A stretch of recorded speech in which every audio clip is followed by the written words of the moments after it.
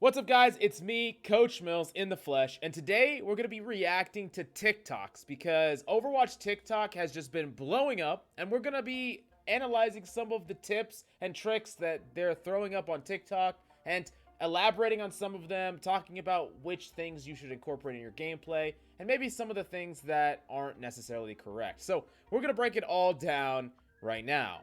Now, who better to start it off with than Stylosa? This one tip will give you a huge it's advantage in Overwatch 2. Notice how the screen is shaking when we take damage. Well, if you go into the options and you hit accessibility and you go across the camera shake and HUD shake, turn them both off. The camera shake is what we're looking at here. Look, when it's off, yeah. Look at that. So this is a great tip. If you haven't already done this, I know that I didn't make any settings guide on this channel for new players, but having that camera shake on is a setting that you really don't want because it's just unnecessary movement. It adds to the jitteriness of Overwatch, make things more sporadic. So yeah, just turn it off. Thanks, Stylosa. Let's How go to to the next carry one. on every tank in Overwatch 2. Part 2. D.Va. D.Va is currently one of the best heroes in the game, so here's some tips to win every game with her and climb the ranks. What are your jobs on D.Va? D.Va is an incredible tank. She dies with her low cooldown boosters, and her high damage output can secure a kill on any damage or support. Her most powerful ability is Defense Matrix. Always look to eat important— Yeah, like, as Siegel once said, D.Va is literally fat Genji. Like, she literally can just fly at something and kill it. Like, really. projectiles such as Ana nades, sleep, and Junkrat mines. She counters Soldier, Widow, Cassidy, and Zenyatta, Soldier, Widow, Cassidy, and Zenyatta. especially too, as it pretty much blocks all damage output they have. So, in general, D.Va's incredibly good against hit scans like these, right? Because she can contest the high ground really easily. She can stop their fire and remove their effectiveness. Ashe would be included in this list as a character that she counters. But honestly, the list of D.Va counters is very wide. That's one of the reasons why she's so strong. Because she has really good matchups against a number of characters, including like Ana, like she said.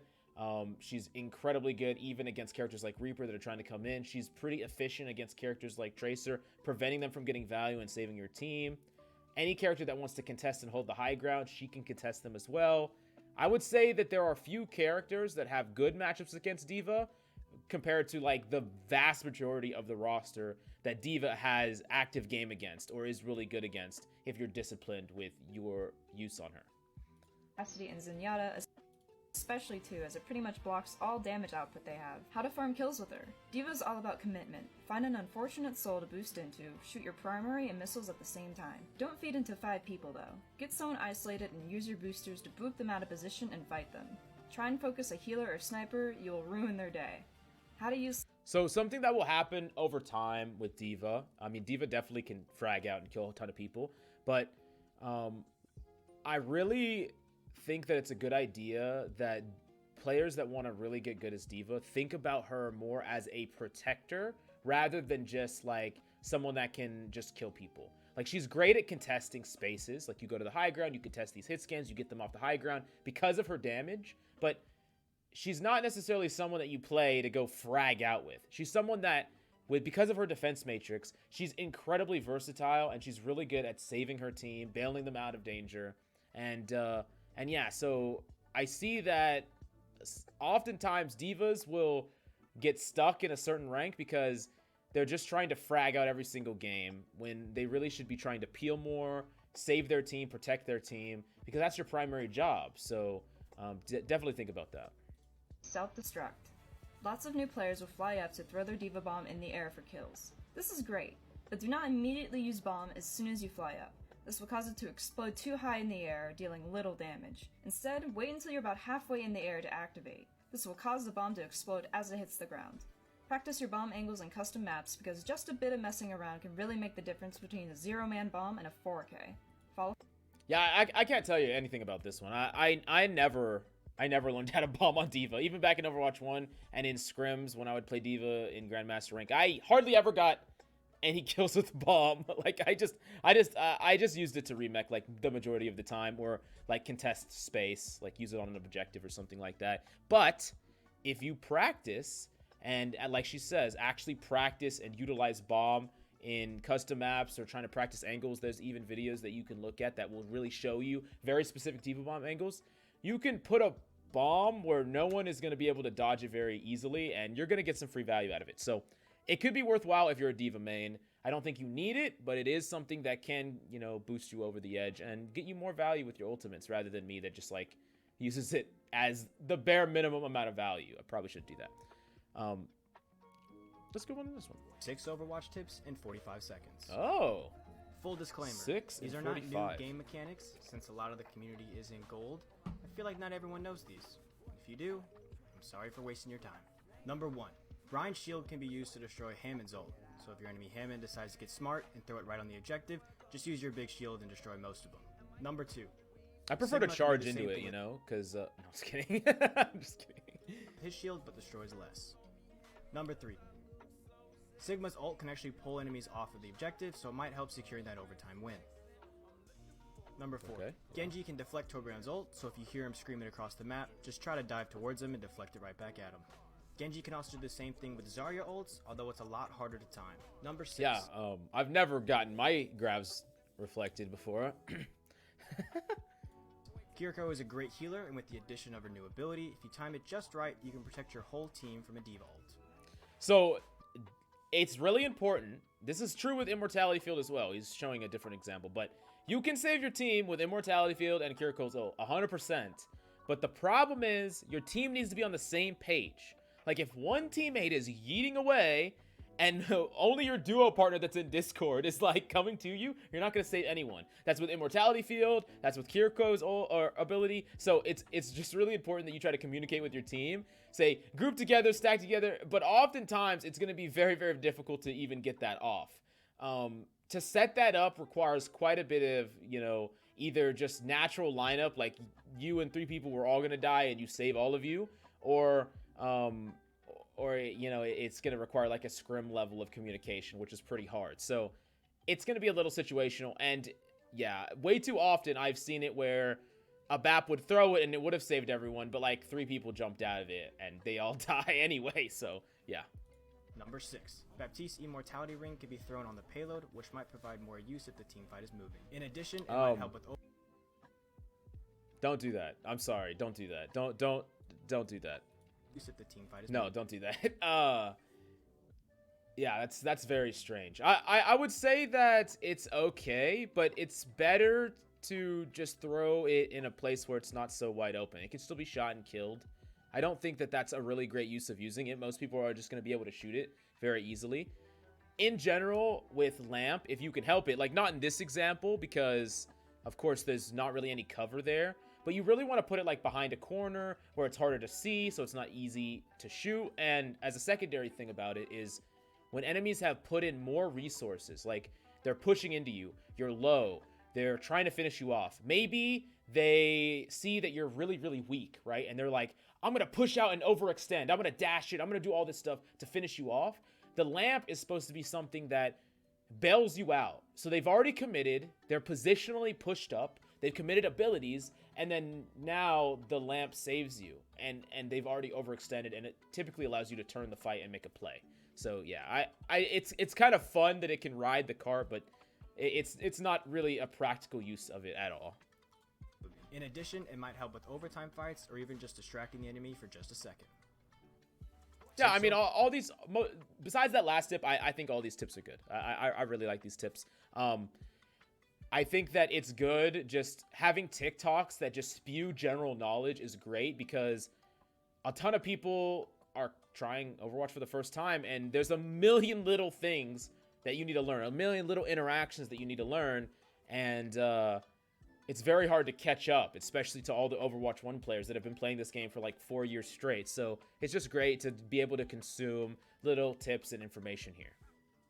Here's how to fix your aim in Overwatch 2. That's impossible. No,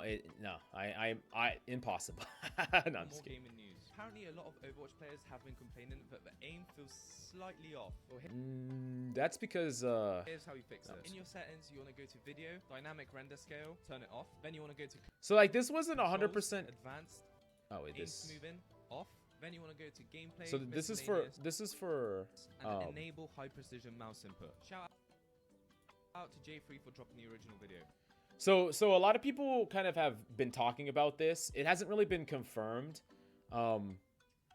I personally have felt zero difference, but it's very mixed results. Some people really say, some people don't. You can like turn it off just because why not? Like there's no risk. And this is for specifically mouse and keyboard players. There have been people saying that some of these settings could be affecting mouse and keyboard, even though they're controller settings, but you know, not confirmed. Like I said, it also could have been bug fixed out, like patched out behind the scenes very easily. A couple of patches went through that didn't have any huge changes. So if that was a problem, I could imagine it's already out. Doesn't hurt you to do it, so I'm not going to tell you not to, but there hasn't been any big confirmation on it or anything like that. Estos son algunos pro tips para Reaper. Reaper es uno de los personajes que más recomiendo jugar si estás empezando Overwatch. Okay. I don't know Spanish. I think this is Spanish. I don't know Spanish. Sorry. I don't know why this is up at the top. I guess Spanish TikTok is popping. I don't know. How to master Genji. It's Genji, okay? I've gotten hundreds of comments asking for Genji. Genji Jesus. one tricks have been half the player base since How 2016. to master so Genji in one Everyone minute? wants to play Genji, but I put in 4,000 hours into Genji, and I suck a lot at the character. So if this can make me master in 1 minute, that'd be pretty fucking awesome. play Genji. Only one person can, and that's Necros. But if you play like this, you might achieve a single % of his power. Before using Genji Blade, make a mental note of where the enemies are. Dash upwards and ult instantly. It's a common technique used to hide the startup animation of Genji's Blade. It's also harder to focus you. Using Blade, Genji Blade, make a mental note of where the enemies are. Dash upwards and ult instantly. It's a common technique. So this is actually good fundamentals what he's talking about. Make a mental note of where the enemies are. It's a good idea for you to survey the battlefield, of course, before you blade. I've seen a lot of people that like to fly in with a blind blade. It's like, that's going to be really problematic to just fly in with a blind blade. However, my one criticism here is it's actually better typically, especially if you're going to just blade without any sort of alteration, like no damage boost, no Kiriko ult, no nano, that you actually track the cooldowns that you're playing around. Like, blades are pretty hard to get off if you're focused by the entire enemy team. And there's a ton of abilities that can shut down a blade. You could get booped after you use your dash and you don't get another one. You could get booped. You could get coach gunned. You could get hooked. You could get freaking slept. I mean, there's just a million different things. So waiting for a good amount of those abilities to be used is going to get you more successful blades, right? And it's also a good idea that you wait for your team to be the one that is engaging, especially your tank, because you want them to have all the aggro. You want that tank to be the entire attention of the enemy team, and then the blade is more likely to succeed. So that would just be two things, but it's not like what he's saying is bad here. I'm just giving some more context into some other things that you could apply. Used to hide the startup animation of Genji's Blade, it's also harder to focus you. Using Blade resets your dash, so you'll have another one on your way down. Lock onto a support main and ruin their day. But it's not always necessary to do this, especially if you have good positioning and go for juicy flanks like me. When using Blade, don't just swing randomly. Swing dash swing will insta-kill most heroes. It also makes you attack faster as it cancels the swing. So swing dash swing does, each slash does 110 and each dash does 50. So a little bit of math, 270. So it will kill all the 250 HP heroes or less, which is basically every single squishy in the game outside of the air abilities, but it won't necessarily kill tanks. As a little bit of extra context to this, actually I'm gonna wait for him. He's probably gonna talk about Nano Blade in a second, so let's wait. Animation. If you dash right before Blade ends, it cancels the sheath animation. If you don't, you'll be stuck putting your sword away, locked in animation like a noob. Advice. Hey, if you didn't kill all 5 with your blade, then you're garbage. No, I'm just kidding. No. Dash out, not in. Your dash is an execute. It only deals 50 damage, so unless you can guarantee that by dashing in, you'll at least have 1 kill to reset and dash out again. Does he not talk about Nano Blade? Maybe he does. Also, yeah, ghost dashing wasn't removed. Here's me doing it. It's not important at all and doesn't give you any advantage. It just looks really fucking cool, dude. Yeah. So, ghost dashing is just a flashy term. After you dash and kill someone, you can dash again, and it doesn't, like, the animation, it kind of is very unnatural. It does it a second time. So you sometimes see these crazy blades that are just really fast, and they include ghost dashing because you can instantly dash again, and it, like, shortcuts the animation. It cancels it. It doesn't really matter. It's whatever. Don't just run at people holding deflect, because better players can easily tell when you do it and won't shoot you. Use deflect to help disengage with your dash, or bait enemies' attention and peek them with it. Deflect can be used with your ultimate, but it wastes time, so try not to unless you really need to. You guys decide these videos. So, a couple of things that I want to add to this. This is a great video, by the way. Good stuff. But, a couple of things I want to add. The first thing I want to talk about is, let's just talk about the last point, which is the reflect thing.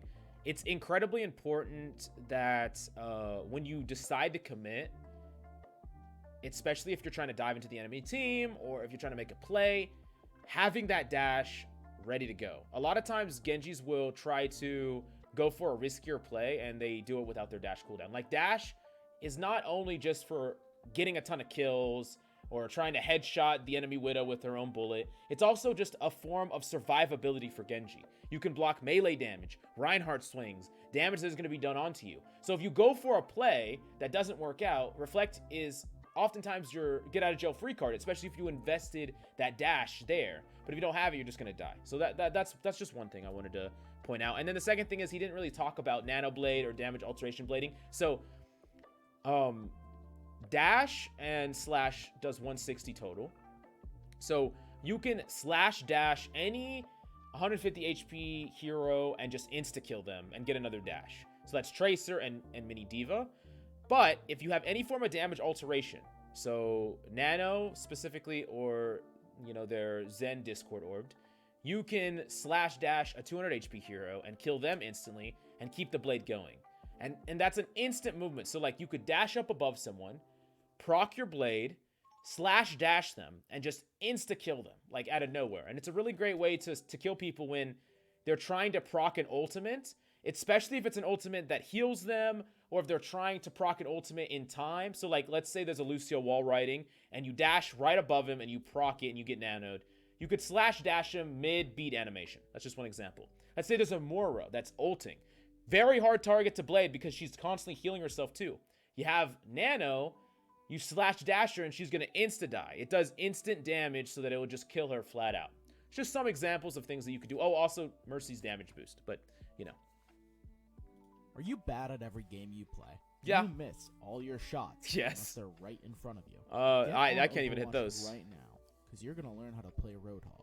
Roadhog? Roadhog is a DPS hero that cosplays as a tank.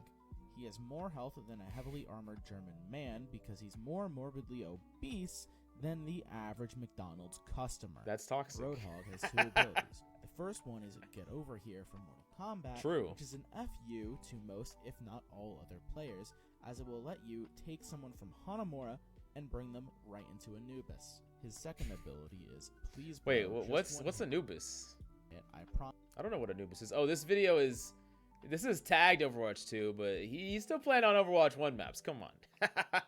Okay, forget this. No. Overwatch 2 tips and tricks Mercy Edition. Mercy Edition. Mercy, I don't know. she has this So I'm gonna be honest with you. There's very few characters that I don't know anything about, or I don't know that much about, and Mercy's one of them. I know how Mercy is supposed to be played, like, fundamentally, like, on a pro level and things like that, and like how you're supposed to properly play her. But as far as her micro mechanics, I know nothing about them. There's some Mercy players that know how to do some insane text on the character. If you want to learn those, go watch them, because I can't do it. I'm sorry. I don't know anything. Healer boost. I know how to heal and damage boost. Forget it. She has a pistol. That's what I know to do. So you can go into the back line and wipe out as many enemy teams as you can. Your teammates Wait. don't need heal. This is... Okay, I know how to do this. Never mind. I'm good. If you eliminate the other team for them, so just use the pistol. Overwatch 2 Hey, wait, that's actually good advice. I'm just kidding. Bro has a little bit of that Mora mindset. I haven't been reading the comments. I need to be reading these comments because they're insane.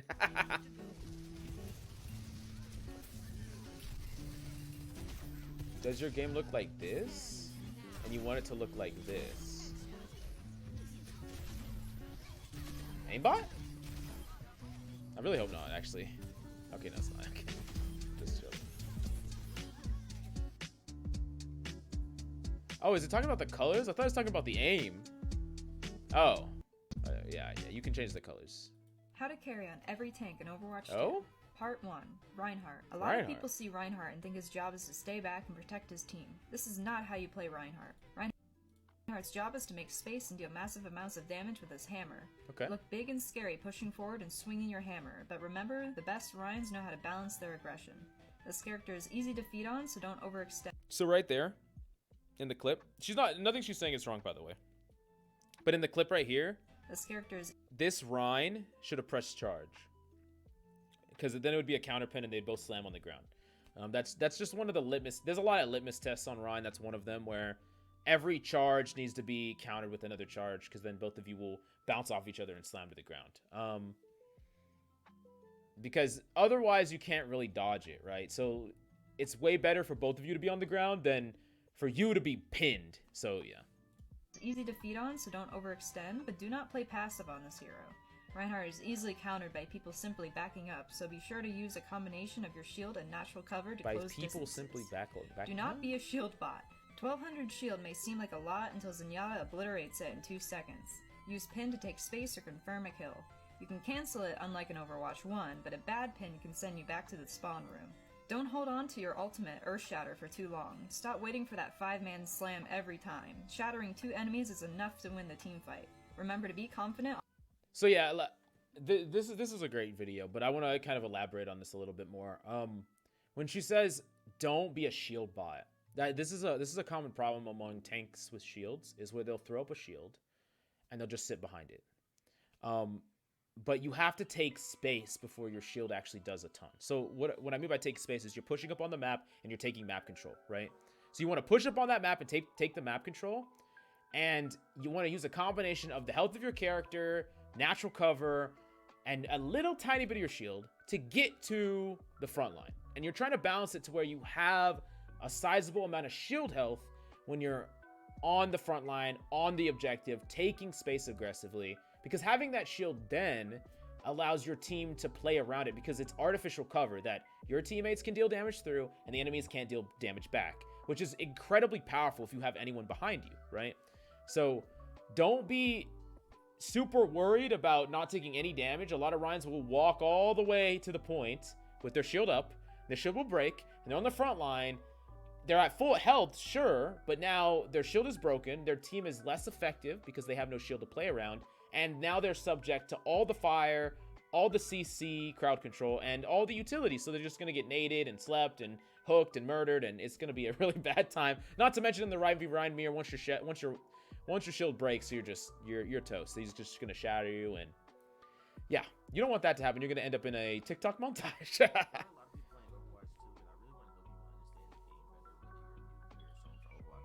This is a little bit of an older video. Today I'll be speaking about Zenyatta, who is currently in the healing. Not that older. That's actually a bug, so don't worry about that. Zenyatta's two abilities Okay. are the Discord Orb and the Anti-Healing Orb. When a Zen on your team plays a Discord Orb on the enemy takes extra damage from Zenyatta, but only Zenyatta. If anyone other than Zen shoots the enemy will instead be healed to max health. What the fuck? God damn it. Ability of your Discord Orb That's definitely true, by the way. your Discord Orb out, as you have declared a 1v1 with the enemy. Zen's other orb is the Anti-Healing Orb. What the You fuck? can use this orb when Discord is on cooldown. This orb can only be used on teammates, in which it will stop all heals on your teammate and make the rest of your team invincible. So if you're getting harassed by Genji in your backline, just throw this on your teammates and save yourself. His ultimate just Jesus Christ. Dude, he says this so monotone, dude. Oh my god. Okay, alright. Shout out to this creator. Shout out to this creator right here. I was so lost, bro. You had me for a second. Yeah, you had me too. I was like, what? Does this guy know something I don't, dude? 5 Okay. tips I wish I knew before playing. Okay, Bella, you make good content, and it's well edited, and it's good stuff, but I think we've reacted to a little bit too much of your content, so we're gonna save it for another video. Can I go down? Hey! Can I go? Is there more? Oh, load more. Cool. Zenyatta's kick is busted. True. When compared to Lucio's boop, kicked targets travel a lot further. Here, let me show you. As you can see, I'm playing Lucio and I am point blank behind Orisa. I'm gonna boop her and now take note of where she lands on the platform. Okay, same spot, point blank, directly behind Orisa. Watch this. She's traveled much, much further. I don't know about much further, but yeah, no. Zen's kick is insane. A good Zen is actually really hard to duel. Like, back in the old days, I felt like when I was playing Genji, Zen was almost like an afterthought as a kill because he's just super easy. Even good Zens were very easy to kill as Genji. As long as you made first contact with them, you basically always won. And now that's kind of true still, but Zen has a little bit more counterplay now. That kick is some serious business, and especially if you dash at a Zen and he's not dead, right? He can kick you and push you far enough away to where you're not quite catching up to him yet. I mean, of course, you're a little bit faster, so you're trying to catch up to him. But it distances him enough to where if he doesn't roll himself with your reflect, he's going to be able to win. So it's pretty cool, and it's actually really efficient up against dive tanks, up against characters like D.Va and Winston, and it's just such a very interesting change they did to Overwatch 2 that it actually just really, I love it about the character. I think it gave Zen that like perfect little bit that like I already loved playing him before. He was one of my favorite supports to play, but like now he's just even, I don't know. Yeah, he's fucking perfect now. He's perfect. I use this strategy in Overwatch to receive Grandmasters, and you can do this in Overwatch 1 and 2. To receive Grandmasters, okay? Perfectly as any of Did you like hug them? The DPS. Okay. So in King's Row, go to the top right, and sometimes you'll find a straggler on the right side or a May trying to wall off people. Great to take out one target earlier on. Right over here, we take out the Zen. This could be someone that's maybe a Widow, or any Ana would be maybe lingering in that spot. Oh, you're gonna we take them out. There's a health pack that you can grab if you took any damage, and then we drop to the bottom over here. And any players that are going to turn around, it's just going to cost them game. We already eliminated 3. 4 is Reinhardt, and in Overwatch 2, 4 out of the 5 is basically enough to win the game on our own. But like and follow if you guys want to see more. So like I understand what he's going for. He's showing you a hypothetical scenario, taking that alternate angle. It's a good angle to take on Soldier. It's actually amazing to go that route. Very, very great. You can do a ton there. You know, this top comment, this will not work in a real GM lobby. What if I'm not on King's Row? So it's good, but it's way too simplified, which is, I mean, kind of the nature of TikTok and even YouTube to an extent. Things need to be elaborated a lot more because people are going to contest you. People are going to fight you. Let's say you go to that right side, you kill one person. Typically, that would elicit a response immediately, whether it's a D.Va, whether it's a healer, whether it's anything. The response could happen before you even kill someone. And most people are not going to just let you kill them for free. And you could also easily die if there's enemies already occupying that space. Like, it's a very, like, Merry Christmas Land scenario. So, yeah, it's fine. It's cool to imagine. Hi, guys. My name is Glocktain, and I'm going to show you guys how to turn around fights even when you're in an ultimate deficit in Overwatch 2. Oh? I'm an ex-GM, and this is a 5v5 competitive match. And I think this is a great showing of the enemy having a cohesive unit, but we also still took it apart as a single player just because of our positioning and understanding of the game. Okay. So in this, Reinhardt gets a great doesn't initiation. Get me the Widowmaker and the Soldier have terrible positioning. Soldier uses his ultimate and pushes forward, so we go around his cone of vision, activate our ultimate, and take out his supporting line. Let's watch. So they just use Widow ult.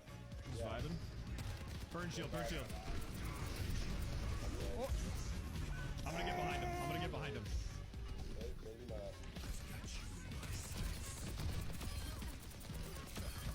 See, we're fine. Good shit, Glenn. Good shit, man. Focus right in the building. I'm focusing Mercy. So in this section, I ignore the call out for the Rhine because I see a higher priority target, Mercy, and we end up winning the fight because she can't res anybody. Yeah, I mean, the fight was over the second you got like 2 or 3 kills. I mean, it was over. Soldier uses his ultimate. So like, this is really good positioning for Soldier. A lot of times, Soldier players will play too much on the front line.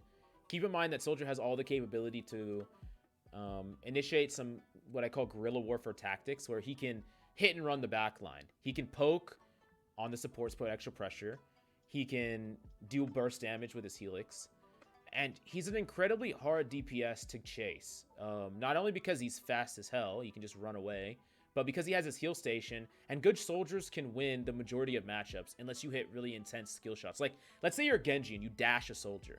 A good soldier won't play into your reflect. He'll heal station himself, and you can still beat him if you hit like a really crisp, like right-click headshot into melee after you hit the dash and finish him off if you have the mechanics. But there's such a small margin for error that it can be really brutal. And a lot of characters have a lot of trouble dueling Soldier. So you combine all these things together, and he's like the perfect, you know, not necessarily flanker, but he's really good at off-angling and putting pressure into the enemy backline. Most of the time, Soldier doesn't even want to focus the tanks until, unless the tank's discorded or the tank's weak or completely out of position, because it's better to put pressure onto these squishy targets and open up more opportunities for his team, because these targets can't focus the tank. Your front line's going to start winning the fight. You get the picture. Did you know that you can shorten Reaper's reload time by using a melee attack? Here, let me show you. This is the normal reload speed. This is the one that uses the melee attack. And here they are side by side. Basically, it's an animation cancel. So I'm gonna be honest with you. I've played Reaper a lot, and I didn't even know this. I think I've done it because I just spam melee. Like, I just spam melee, especially after I finish a fight or in between fights or whatever. Yeah, I mean, I didn't even know that. Okay, I learned something new. The second can really count in Overwatch. So who knows? This might. Overwatch 2 DPS tier list for Season 1. S tier: Sojourn, Sombra, and Genji. Sojourn. Yo, I mean. One shots. Genji can. Bella. We like your content, okay? But Estos son algunos... too many Bella videos. You literally have a stranglehold on TikTok. All right. Go to the next. How to play Genji in Overwatch 2. Pro tips. Play up close and personal. What are these emotes, dude? Holy sh... Okay.